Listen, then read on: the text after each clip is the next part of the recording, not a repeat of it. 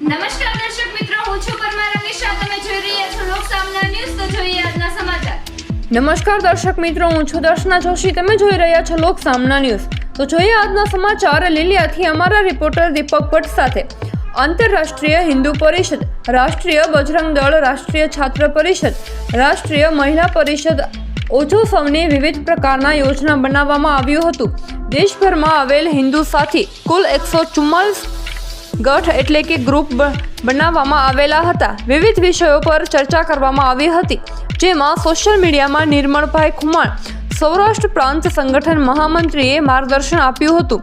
India health લાઇનનું મહત્વ વિશેષ ડોક્ટર કિરીટ કુમાર દેસાણી, સૌરાષ્ટ્ર પ્રાંત અધ્યક્ષ, India health line group number 22 પ્રમુખ તરીકે જીલુભાઈ વાળા, ગ્રુપ નંબર 20ના પ્રમુખ સુરેશભાઈ સોલંકીને જવાબદારી સોંપી હતી.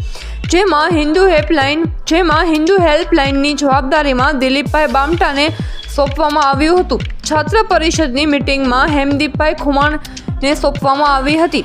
જેમાં દેશભરમાંથી 35 પ્રાંતમાં જિલ્લા તેમજ ઉપરના પદાધિકારીઓ ઉપસ્થિત રહ્યા હતા. 144 ગ્રુપ બનાવવામાં આવેલ હતા. 700 વિષય લેના હિન્દુ સાથી કુલ સંખ્યા હતી, જેમાં દેશભરમાં 3500 હિન્દુ સાથી ઉપસ્થિત રહ્યા હતા. અને ડોક્ટર પ્રવીણ તોગડિયા સાહેબ, રાષ્ટ્રીય અધ્યક્ષમાં રણછોડભાઈ ભરવાડ, રાષ્ટ્રીય મંત્રી માલાબેન રાવલ, રાષ્ટ્રીય મંત્રી ડોક્ટર મુક્તાબેન મકાણી, રાષ્ટ્રીય મહિલા પરિષદ અધ્યક્ષમાં હિંમતભાઈ બોરડ, ગુજરાત પ્રદેશ મહામંત્રી રાજુભાઈ પટેલ, કામેન્દ્રસિંહ રાઠોડ વગેરે પદાધિકારીઓ ઉપસ્થિત રહ્યા હતા.